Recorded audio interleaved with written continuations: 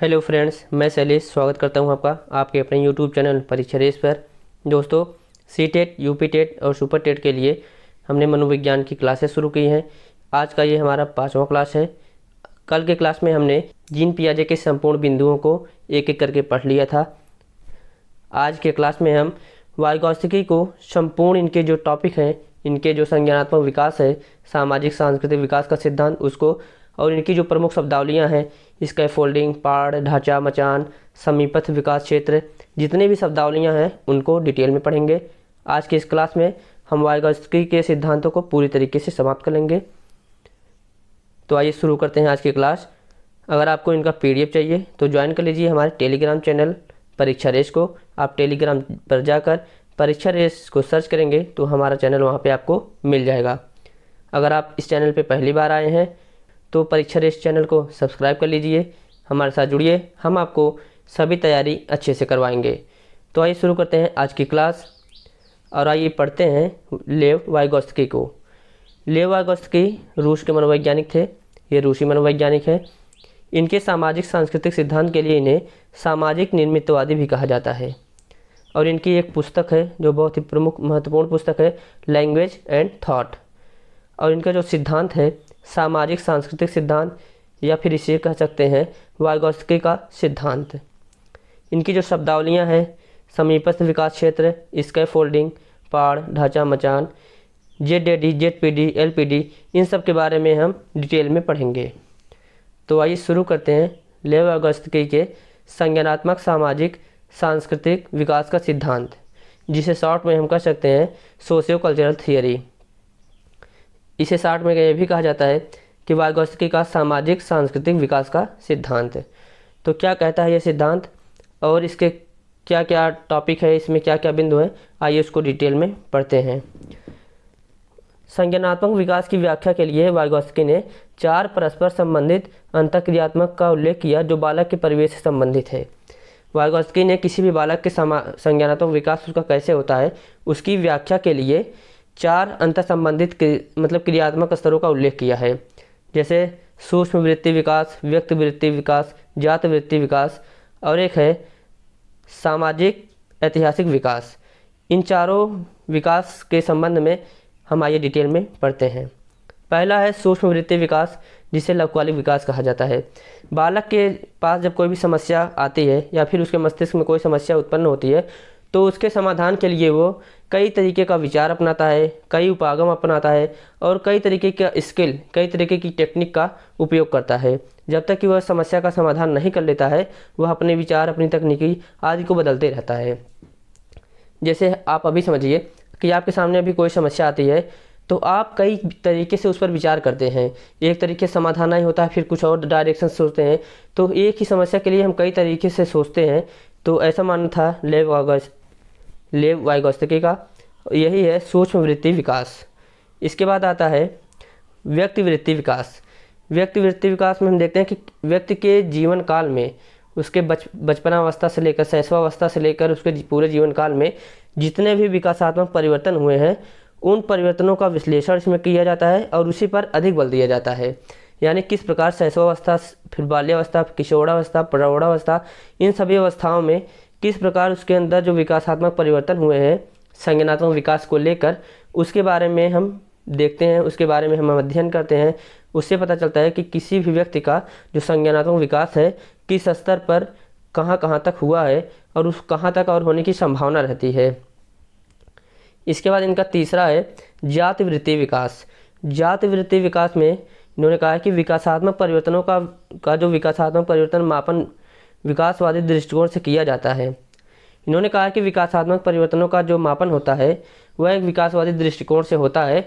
इसमें किसी भी जाति समूह, जाति का मतलब होता है कि क्लास, ना कि कैटेगरी, किसी भी जाति, जैसे मानव जाति है, इसके विकास का अगर हमें अध्ययन करना है तो वो केवल 1, 2, 4 साल का नहीं बल्कि हमें हजारों साल पूर्व जाकर वहाँ का पूरा अध्ययन करना होगा। हजारों साल पहले क्या होता था उसके बारे में अध्ययन करना होगा, तब हम जाकर उसके विकास के बारे में जान सकते हैं कि उसके संज्ञानात्मक विकास के बारे में कि कैसे कैसे समय समय पर मानव के अंदर संज्ञानात्मक विकास होता रहा है और उसके संज्ञानात्मक विकास में परिवर्तन होता रहा है।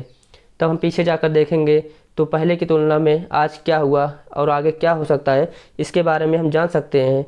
और ये भी देख सकते हैं कि किस तरीके से किस किस समय काल में कैसे कैसे मानव ने अपने संज्ञानात्मक विकास को आगे बढ़ाया है। इनका अगला और आखिरी जो चरण है वो है सामाजिक ऐतिहासिक विकास। सामाजिक ऐतिहासिक विकास कहता है कि व्यक्ति के संज्ञानात्मक विकास को समझने के लिए उसकी संस्कृति, उसके मूल्य, मानक और तकनीकी के परिवर्तनों में हुए बदलाव को ध्यान में रखना होगा। सामाजिक ऐतिहासिक जो विकास है ये कहता है कि किसी भी व्यक्ति को अगर आपको समझना है तो उसके लिए ज़रूरी है कि आप उसकी संस्कृति, उसके मूल्य, उसके मानक, उसकी जो तकनीकियाँ हैं उसमें किस प्रकार से समय समय पर परिवर्तन हुआ है, उसमें जो बदलाव हुए हैं उसको ध्यान में रखना होगा। कि अलग अलग समाज में, मानव के जो अलग अलग समाज होते हैं, अलग अलग समाज में अलग अलग तरीके से विकास होता आया है। वो उसकी संस्कृति, उसके मूल्यों पर निर्भर करता है। अगर व्यक्ति के संज्ञानात्मक विकास को या फिर उसके पक्षों को जानना है तो उसके जो सामाजिक ऐतिहासिक पृष्ठभूमि होती है, जिसमें उसकी संस्कृति और होने वाले परिवर्तनों को शामिल किया जाता है, इस पर ध्यान रखना बहुत आवश्यक होता है। तो ये 4 प्रमुख चरण थे उनके संज्ञानात्मक विकास को जानने के लिए। इसके बाद है इनके संज्ञानात्मक विकास की विशेषताएँ। वाइगॉत्स्की के जो संज्ञानात्मक विकास है, सामाजिक सांस्कृतिक संज्ञानात्मक विकास, इसके सिद्धांत की जो प्रमुख विशेषताएं हैं इसको हम जानते हैं। और इनकी विशेषताओं से सी टेट में, यूपी टेट में, मतलब सभी टेट में अक्सर सवाल पूछ लिए जाते हैं। अभी इनको आप देखेंगे तो आपको खुद महसूस होगा, अगर आप प्रीवियस ईयर के पेपर को देखे होंगे, आपको खुद महसूस होगा कि किस प्रकार से परीक्षा में प्रश्न बनते हैं यहाँ से। बालक के संज्ञानात्मक विकास में उसके सामाजिक सांस्कृतिक परिवेश की अहम भूमिका होती है। कई बार तो ऐसे सेम टू सेम ऐसे लाइन दे दिया जाता है और 3 और लाइनें रहती है, उसमें पूछा जाता है इसमें से कौन सा वाइगॉत्स्की के सामाजिक सांस्कृतिक विकास के संबंध में सही है। तो वहाँ पे ऐसी लाइनें आपको मिल जाएंगी जो सही होंगी। तो बालक के संज्ञानात्मक विकास में उसकी जो समाज और उसकी जो संस्कृति होती है बहुत ही महत्वपूर्ण भूमिका में होती है। बालक जैसे समाज में रहता है वहाँ के इन्वायरमेंट के हिसाब से ही वो संज्ञानात्मक विकास करता है। जैसे कोई बालक किसी अच्छी सोसाइटी में रह रहा है, किसी पढ़ने लिखने वाले लोगों की सोसाइटी में रह रहा है, वहाँ पे वो पढ़ाई लिखाई से संबंधित चीज़ों को सोचेगा और वैसे ही क्षेत्र में रहेगा और खुद भी एक अच्छा पढ़ने लिखने वाला व्यक्ति बनेगा और उसी क्षेत्र में वो काम करेगा। लेकिन वहीं वो अगर एक मजदूर वर्ग से है, मजदूरों की श्रेणी में रहता है, वहाँ ऐसी जगह रहता है जहाँ केवल लोग यही बात करते हैं कि हमें कहाँ मजदूरी मिल सकती है, कहाँ पे हम अपने रोज़गार के लिए जा सकते हैं, तो उसकी सोच भी, उसका जो विकास होगा, संज्ञानात्मक विकास भी उसी तरीके से होगा, उसके समाज और संस्कृति पर ही निर्भर करता है। इसके बाद वाइगॉत्स्की का दूसरा एक सिद्धांत की विशेषता है विकास शून्य यानी निर्वात में नहीं होता है। वाइगॉत्स्की कहते हैं कि विकास ऐसी जगह पे नहीं हो सकता है जहाँ कि मानव ना हो, मानव की अंतःक्रिया ना हो। निर्वात का मतलब है कि ऐसा स्थान जहाँ पर इंटरेक्शन के लिए कोई उपलब्ध ना हो, तो ऐसी जगह पे विकास नहीं हो सकता है। विकास के लिए आवश्यक होता है कि बालक कई सारे लोगों के साथ, मतलब अगर वो छोटा बच्चा है तो अन्य बच्चों के साथ इंटरेक्शन करे, अपने समाज से जुड़ा रहे और समाज में अंतःक्रिया करके सीखे। तो विकास जो है शून्य में यानी निर्वात में नहीं होता है। इसके बाद आता है संज्ञानात्मक विकास समाज तथा संस्कृति के परिप्रेक्ष्य में होता है। ये परिप्रेक्ष्य में का ये इसका बहुत मतलब है कि संज्ञानात्मक विकास समाज तथा संस्कृति के परिप्रेक्ष्य में होता है, यानी कि हमारी संस्कृति और हमारा समाज, जैसे कि कोई भी एक सोसाइटी होती है, कोई समाज है, कि मानव में भी कई समाज होते हैं, कई तरीके की संस्कृति होते हैं, अलग अलग उनका कल्चर होता है। तो बालक का जो संज्ञानात्मक विकास होगा अपनी संस्कृति के, अपने जो उनका जो समाज होगा, उसका संस्कृति होगी, उसी के हिसाब से ही वो अपना संज्ञानात्मक विकास करता है, अलग से नहीं। तो ये लाइन बहुत महत्वपूर्ण है। इसके बाद आता है सार्वभौमिक समानता की कल्पना करना उचित नहीं है। बहुत महत्वपूर्ण लाइन है। इसे आप कह सकते हैं कि यह व्यक्तिगत विभिन्नता का उल्लेख करती है। इसमें है सार्वभौमिक समानता का मतलब होता है कि सभी बालक एक ही तरीके के हों, सभी व्यक्ति एक ही तरीके के हों, ऐसी कल्पना करना उचित नहीं होता है। जैसे मान लीजिए कोई एक कक्षा है, उसमें एक शिक्षक पढ़ाता है, 30 से 35 बच्चों को पढ़ा रहा है, एक ही टॉपिक पढ़ा रहा है, एक ही तरीके से पढ़ा रहा है, लेकिन सभी बच्चे एक समान गति से सीख सकें, एक समान तरीके से अपने अध्ययन कर सकें, एक समान तरीके से आगे बढ़ सकें, ऐसा नहीं होता है। तो सार्वभौमिक समानता की कल्पना करना उचित नहीं होता है, ऐसा कहते हैं वाइगॉत्स्की। इसके बाद इनका अगला जो कथन है, इनके सिद्धांत की अगली जो विशेषता है, विभिन्न संस्कृति के लोगों के संज्ञानात्मक विकास में समानता हो सकती है लेकिन एकरूपता नहीं। ये बहुत ही महत्वपूर्ण लाइन है। ये सभी लाइनें बहुत महत्वपूर्ण है, आप इसको ध्यान में रखिए और बार बार समझने का प्रयास कीजिए और इसको याद कर लीजिए कि जितनी भी संस्कृतियाँ होती हैं उनके जो लोग होते हैं उनके संज्ञानात्मक विकास में तो समानता हो सकती है। संज्ञानात्मक विकास का संबंध होता है कि कोई सिद्धांत है, जैसे उसके बारे में उस सभी को सिद्धांत मालूम होगा, सभी वो सिद्धांत पढ़ लेंगे, उसमें तो समानता हो सकती है लेकिन उनके अंदर एकरूपता होगी उस सिद्धांत को लेकर, वो नहीं हो सकता है।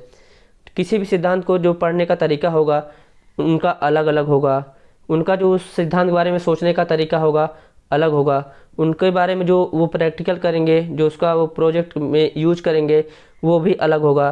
तो उनके सिद्धांत में, उनके संज्ञानात्मक विकास में समानता तो हो सकती है लेकिन एक रूपता नहीं हो सकती। तो ये उनके सिद्धांत की जो है विशेषताएं हैं। आगे देखते हैं क्या है। बौद्धिक अनुकूलन प्रमुख शब्दावलियाँ हैं। यहाँ से हम देखेंगे कि वाइगॉत्स्की की जो प्रमुख शब्दावलियाँ हैं, अभी तो हमने उनकी विशेषताएं देखी, उनके सिद्धांत, उनकी विशेषताएं देखी, अब हम देखते हैं उनकी जो प्रमुख शब्दावलियाँ हैं।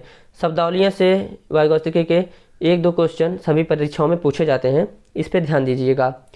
ये बौद्धिक अनुकूलन उपकरण, बालक में जन्म के समय केवल प्रारंभिक मानसिक क्षमता ही प्रदर्शित होती है। सामाजिक अधिगम, सामाजिकरण के फलस्वरूप उसकी इस क्षमता में वृद्धि होती है। इसको आप समझिए कि वाइगॉत्स्की कहते हैं कि एक बालक के अंदर जन्म के समय प्रारंभिक मानसिक क्षमता प्रदर्शित होती है, लेकिन उसकी क्षमता की जो वृद्धि होगी, उसका जो विकास होगा, उसके सामाजिकरण की प्रक्रिया और उसके अधिगम पर निर्भर होता है। जैसे एक बीज होता है, उसके अंदर इतनी क्षमता होती है कि वह पूरा एक वृक्ष का रूप धारण कर ले, लेकिन उसके लिए आवश्यक होता है कि उसका जो वातावरण हो उसके अनुकूल हो। एक छोटा सा बीज एक इतना बड़ा वृक्ष बना सकता है, लेकिन इसके लिए ज़रूरी है कि इसका वातावरण। ठीक वैसे ही एक बालक के अंदर उसके प्रारंभिक मानसिक क्षमता तो होती है, लेकिन उसकी क्षमता में जो वृद्धि होती है उसके सामाजिक अधिगम और सामाजिकरण के फलस्वरूप ही होती है। उसके सामाजिक अधिगम और उसके सामाजिकरण पर निर्भर करती है। इसके बाद आता है सामाजिक उपकरण। समाज द्वारा, यानी जो MKO होते हैं, मोर नॉलेजेबल अदर, ज़्यादा ज्ञानी दूसरा जो व्यक्ति होते हैं, वो कार्य के बीच में सहायता करते हैं। जैसे बालक कई तरीके से कार्य कर लेते हैं, लेकिन कई कार्य ऐसे होते हैं जो कठिन होते हैं, जटिल होते हैं। उनकी शुरुआत वो कर सकते हैं लेकिन उसको पूर्ण नहीं कर सकते हैं। उसको पूर्ण करने के लिए अगर उनको सहारा मिल जाए अपने से बड़ों का, यानी जो अपने से बड़ों का मतलब है कि जो उनसे ज़्यादा ज्ञानी हो, मोर नॉलेजेबल अदर हो, यानी कि ज़्यादा ज्ञानी दूसरा हो, अगर उसको सहारा देता है तो वह उस कार्य को आसानी से पूरा कर सकते हैं। जो उस कार्य को पूरा कर सकते हैं उसी प्रक्रिया को कहा जाता है स्कैफोल्डिंग, पाड़, ढांचा, मचान या सहारा देना। ये सभी शब्दावली इनका एक ही अर्थ है, चाहे स्कैफोल्डिंग हो, चाहे ढांचा हो, चाहे मचान हो, चाहे पाड़ हो, चाहे सहारा देना हो।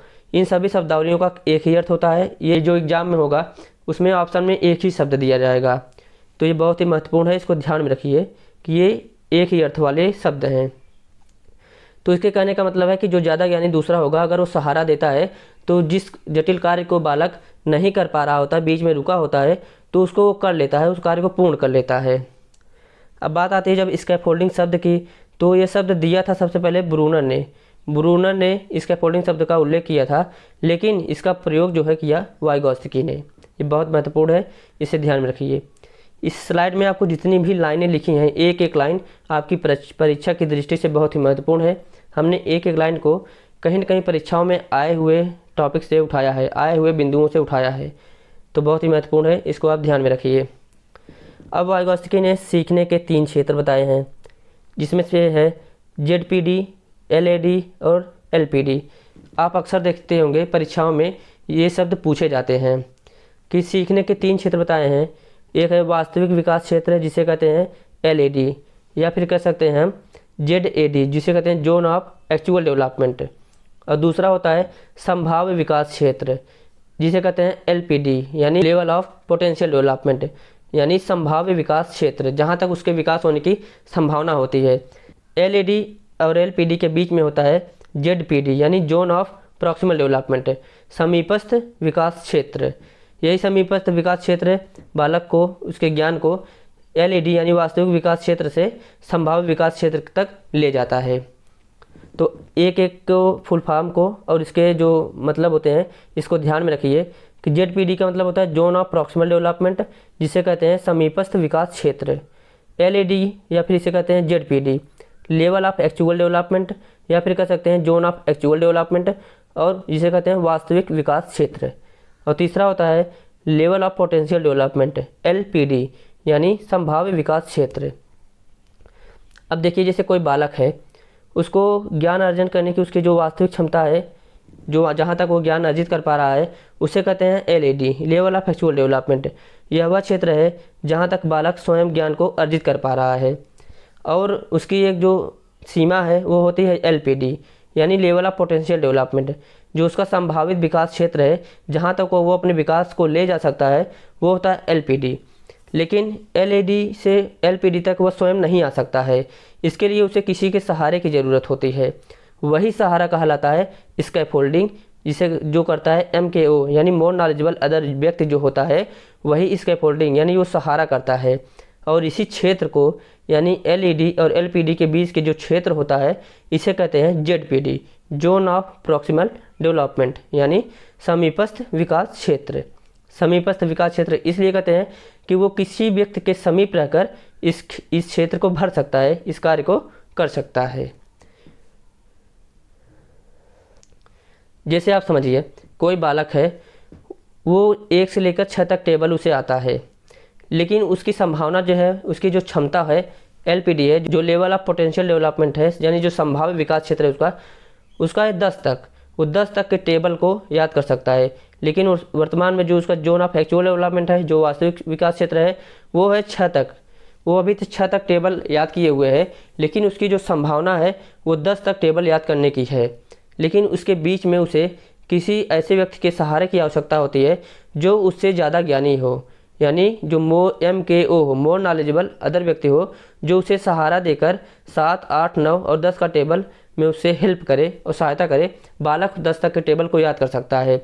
उसी क्षेत्र को, जो 6 से 10 के बीच का जो क्षेत्र है, इसे कहते हैं ZPD zone of proximal development यानी समीपस्थ विकास क्षेत्र। और यही सहारा जो दिया जाता है इसे कहते हैं स्कैफोल्डिंग या पाड़ ढांचा मचान। जो सहारा देता है उसे कहते हैं MKO।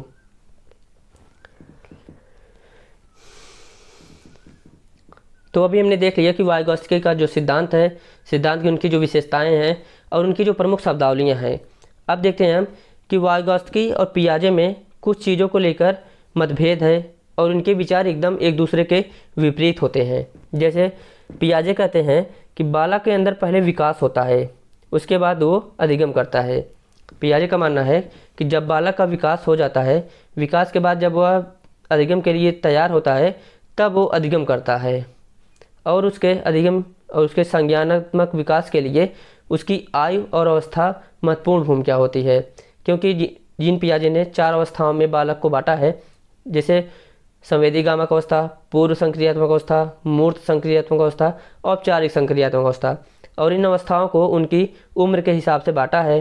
तो पियाजे कहते हैं कि बालक के जो संज्ञानात्मक विकास के लिए उसकी आयु और अवस्थाएं महत्वपूर्ण होती हैं। और इसके साथ साथ विचार और भाषा में दोनों के एकदम द्वंद्व हैं, दोनों एक दूसरे के अपोजिट हैं। पियाजे कहते हैं कि बालक के अंदर पहले विचार आता है, उसके बाद भाषा आती है।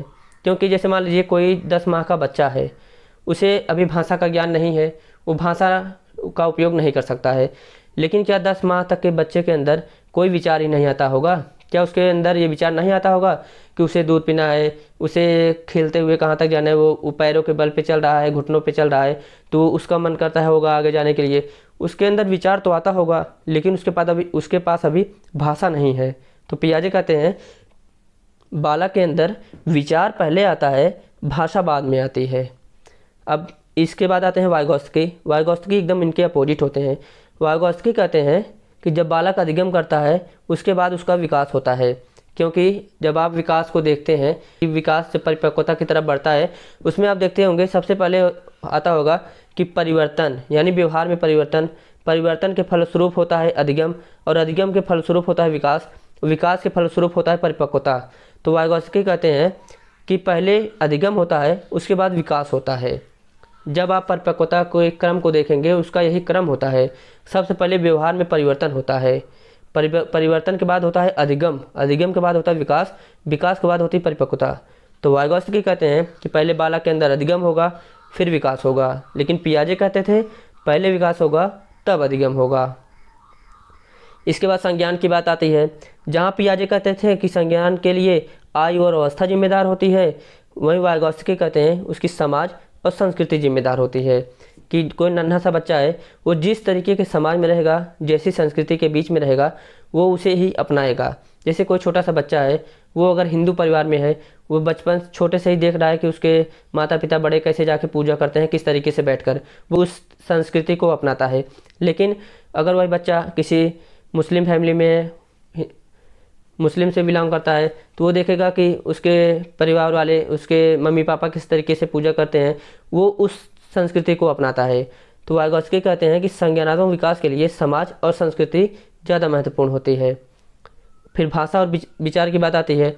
जहाँ पियाजे कहते थे कि बालक के अंदर विचार पहले आता है, भाषा बाद में आती है, वहीं वाइगोत्स्की कहते हैं कि नहीं, बालक के अंदर भाषा पहले आती है, विचार बाद में आता है। वाइगोत्स्की कहते हैं बालक जो होता है वो भाषा को उपकरण का या फिर साधन मानते हैं। यानी वाइगोत्स्की कहते हैं जो भाषा होती है वो बालक के लिए एक उपकरण या साधन का काम करती है। ये मानते हैं अगर बालक के अंदर भाषा ही नहीं होगी तो वो विचार किस भाषा में करेगा, वो क्या सोचेगा अपने मन के अंदर, क्योंकि कोई विचार करने के लिए शब्दों की आवश्यकता होती है। अब शब्दों के लिए आवश्यकता होती है भाषा की, तो भाषा पहले होगी, विचार बाद में होगा, ऐसा कहते हैं वाइगोत्स्की। लेकिन अगर देखा जाए, दोनों के संबंधों को देखा जाए अलग अलग नज़रिए से, तो दोनों अपनी अपनी जगह सही हैं। इसके बाद आता है वाइगोत्स्की के अनुसार विकास के 3 चरण होते हैं। वाइगोत्स्की ने बताया है कि जो बालक के अंदर भाषा का विकास होता है, भाषा के विकास के लिए इन्होंने 3 चरण बताया है। पहला है, और ध्यान दीजिएगा कि एक एक चरण बहुत ही महत्वपूर्ण है और ये परीक्षाओं में अब उदाहरण के माध्यम से पूछा जाता है। आप सीटेट का पेपर उठा के देख लीजिए, प्रीवियस ईयर जितने भी हुए हैं उन सभी में यहाँ से प्रश्न बनता है। प्रश्न ऐसे बनता है, अब देखिए यहाँ पे पहला जो चरण है वो है बाह्य संभाषण, जिसे कहते हैं सोशल स्पीच। कोई 2 वर्ष तक का बालक होता है, वो अपने आसपास देखता है और ऑब्जर्व करता है कि आसपास लोग क्या बोल रहे हैं, वही सुनता है और उसे दोहराने का प्रयास करता है। दोहराने का मतलब होता है अनुकरण से। बालक जो चीज़ों को सुनता है अपने से बड़ों को, वही चीज़ें सुनने के बाद दोहराता है और हूबहू ऐसे ही सीख लेता है। जैसे बड़े बोलते हैं वैसे वो भी अनुकरण करके सीख लेता है। वो बड़े के बातों को दोहराता इसलिए है ताकि उसके अंदर भी भाषा का विकास हो, वो अनुकरण करके भाषा को सीख सके। आप देखते होंगे अगर किसी परिवार में बड़े लोग गाली देते हैं तो बच्चा भी छोटा ही रहेगा तभी से वो गाली देना प्रारंभ कर देता है, क्योंकि उसे मतलब नहीं पता होता है कि उस गाली का मतलब क्या है। लेकिन क्योंकि वो अनुकरण की अवस्था में है, 2 वर्ष तक की अवस्था में अनुकरण की अवस्था होती है, वो अनुकरण किया है उस शब्द को, इसलिए उसे दोहराता है। देखता है कि बड़े हमारे गुस्से होने के बाद इस शब्द का उपयोग करते हैं, वो भी जो है जब गुस्सा उसके अंदर आती है वो भी उसी शब्द का उपयोग करता है, उसे नहीं पता होता है कि उसका मतलब क्या है। इसके बाद जो इनका दूसरा चरण है यह है व्यक्तिगत संभाषण, जिसे हम कहते हैं प्राइवेट स्पीच। ये 3 से लेकर 7 वर्ष तक की अवस्था में होता है। यह स्वनियमन के लिए होता है। आप देखते होंगे कि परीक्षाओं में ऐसे पूछा जाता है कि एक उदाहरण से समझिए कि रीना जो है 5 वर्ष की बालिका है, वो कमरे में बेड पर अपने कपड़े को फोल्ड कर रही है और वो यह बोल रही है कि मैं इस कपड़े को फोल्ड करके अपने इस कपड़े को इस अलमारी में रखूँगी, जब मुझे वहाँ पे जाना होगा मैं इस कपड़े को पहनकर जाऊँगी। वो खुद से ही बोल रही है, वहाँ पे कोई दूसरा नहीं है, खुद से बोल रही है और ऐसा कर रही है। यानी वो अपना रेगुलेशन कर रही है कि उसे किस लिए वो कपड़े को फोल्ड कर रही है और कहाँ रखेगी और कब पहन के जाएगी, यानी वो अपना नियमन भी कर रही है। इसे कहते हैं व्यक्तिगत संभाषण यानी प्राइवेट स्पीच। ये बहुत महत्वपूर्ण है, इसे ध्यान में रखिएगा। इसके बाद इनका जो आखिरी है वो है आत्म संभाषण, जिसे कहते हैं सेल्फ स्पीच। यह उच्च स्तर का होता है। अभी आप जिस स्तर में, अब इसी स्तर में सोचिए कि आपके अंदर आत्म संभाषण किस तरीके से होता है। जब भी आपके सामने कोई भी समस्या आती है तो आप उसके लिए आप चिंतन करते हैं। जब भी कोई समस्या आपके पास आती है तो आप चिंतन करते हैं और उस समस्या पर विचार करते हैं। यानी आप किसी से न बोलते हुए स्वयं से अपने मन ही मन खुद से बात करते हैं कि इस समस्या से हम कैसे निदान पाएँ, क्यों ये समस्या हमारे पास आई है, किस तरीके से हम इस समस्या से बाहर निकल सकते हैं। तो ये होता है आपका आत्मसंभाषण, सेल्फ स्पीच, ये उच्च स्तर का होता है। तो ये तीनों बहुत ही महत्वपूर्ण है। हमने कोशिश किया कि आपको अच्छे से समझाएं। इसके बाद आता है इनके प्रमुख और शब्द हैं, जैसे पारस्परिक शिक्षण, जिसे कहते हैं रेसिप्रोकल टीचिंग। रेसिप्रोकल टीचिंग होती है कि जब बालक समाज में रहता है, वहाँ पे कई तरीके के लोग रहते हैं, उसकी सोसाइटी होती है, पढ़े लिखे लोग होते हैं और भी तरीके के लोग होते हैं जो अलग अलग स्किल में निपुण होते हैं। तो उनसे इंटरेक्शन करता है, अपने समाज से अंतःक्रिया करता है, लोगों से मिलता जुलता है, उनके विचारों को ग्रहण करता है। तो आगे चल के वो एक संपूर्ण बालक यानी संपूर्ण सोच वाला व्यक्ति बन सकता है जो सभी डायरेक्शन में सोच सके। तो रेसिप्रोकल टीचिंग में वो सामाजिक अंतःक्रिया करता है, अपने समाज से अंतःक्रिया करके स्वयं चीज़ों को सीखता है, जिसे पारस्परिक शिक्षण कहते हैं। इसके बाद आता है सहकारी शिक्षण, या फिर इसे कह सकते हैं आप टोली शिक्षण। इंग्लिश में इसे कहा जाता है कोऑपरेटिव लर्निंग। इसमें क्या होता है कि किसी भी एक टॉपिक को पढ़ाने के लिए एक से अधिक टीचर जो हैं वो कार्य करते हैं। वो एक से अधिक टीचर अलग अलग क्षमताओं में, अलग अलग दक्षताओं में निपुण होते हैं। जैसे कोई होता है बोलकर बहुत अच्छे से समझा सकता है, कोई ब्लैक बोर्ड का बहुत अच्छा यूज कर सकता है, कोई जो टीचिंग लर्निंग मटेरियल होती है, शिक्षण अधिगम सहायक सामग्री होती है, उसका उपयोग अच्छा कर सकता है। तो ये सभी लोग मिलकर किसी एक टॉपिक को पढ़ाते हैं, जिसे कहा जाता है सहकारी शिक्षण, यानी समूह कार्य, यानी टीमों के एक साथ आने पर आधारित शिक्षा के लिए एक रणनीति है। यह रणनीति के तहत जो है ये सभी एक साथ कार्य करते हैं। इसके बाद आता है खेल। वाइगोत्स्की खेल को मनोवैज्ञानिक उपकरण मानते हैं। वाइगोत्स्की का सिद्धांत ही पूरा उनके समाज और संस्कृति पर आधारित है। और खेल में बालक जो है अपने समाज में कई तरीके के बालकों के साथ इंटरेक्शन करता है। जब वो खेल खेलता है तो कई तरीके के बालकों के साथ अंतःक्रिया करता है। तो वाइगोत्स्की मानते हैं कि खेल एक बहुत अच्छा मनोवैज्ञानिक उपकरण होता है, जो बालक के अंतःक्रिया के लिए बहुत ही महत्वपूर्ण होता है। बालक अपने हम उम्र के बच्चों के साथ इंटरेक्शन करके अच्छे से अपने व्यक्तित्व का विकास कर सकते हैं। खेल के माध्यम से बालक का संज्ञानात्मक विकास, मानसिक विकास, संवेगात्मक विकास, सामाजिक विकास, इन सभी पक्षों का विकास बहुत ही अच्छे से होता है। तो आज की इस वीडियो में हमने वाइगोत्स्की को संपूर्ण A to Z जितने भी इनके बिंदु हैं, जितने भी टॉपिक हैं इनके सिद्धांत में, इन सबको हमने बहुत ही अच्छे से पढ़ लिया है। आप इसको एक बार और देखिएगा, एक एक लाइन को ध्यान में दीजिएगा। ये पहले पेज से लेकर एक एक लाइन बहुत ही महत्वपूर्ण है। हमने बहुत जगह अध्ययन करके, बहुत अनुभव के साथ इसको बनाया है। आप इसको अच्छे से पढ़िए और देखिए एक बार। उसके बाद आप नोट्स बना लीजिए, जो कुछ हमने बोला है। अगर वहाँ पे आपको कुछ उदाहरण आपको लिखना हो तो आप लिख लीजिए। और इसके बाद हम मिलते हैं अगली क्लास में। हमारा जो कल का क्लास होगा वो होगा संज्ञानात्मक विकास के सिद्धांत की तीसरी क्लास होगी। ये पहले हमने पियाजे की पढ़ी, फिर वाइगोत्स्की के, अब ये है इसके बाद होगा जेरोम ब्रूनर का। कल हम पढ़ेंगे जेरोम ब्रूनर का संज्ञानात्मक विकास का सिद्धांत। जेरोम ब्रूनर ने भी अपने संज्ञानात्मक विकास को किस तरीके से दिया है, बहुत ही महत्वपूर्ण इनका भी संज्ञानात्मक विकास का सिद्धांत। तो कल हम पढ़ेंगे जेरोम ब्रूनर को। कैसी लगी आज की क्लास? उम्मीद है आपको पसंद आई होगी। अगर वीडियो अच्छा लगा हो तो वीडियो को लाइक करें, चैनल को सब्सक्राइब करें, अपने दोस्तों तक शेयर कीजिए। अगर आप चैनल पर पहली बार आए हैं तो सब्सक्राइब जरूर कर लीजिए। तो मिलते हैं अगले वीडियो में, तब तक के लिए धन्यवाद, नमस्कार।